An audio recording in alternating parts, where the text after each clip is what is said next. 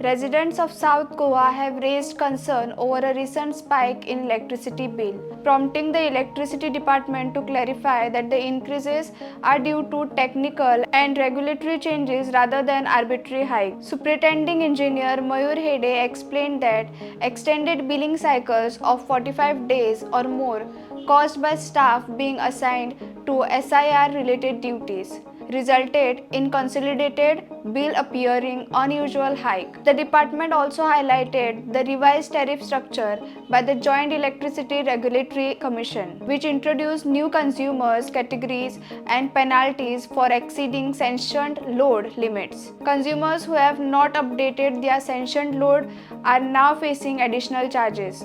While the clarification addressed some issues, households continue to flee the financial strain. The matter has also drawn political attention, with Banaulim MLA Venzi Vegas and the Aam Aadmi Party conducting awareness campaigns to educate residents about billing components and high electricity cost.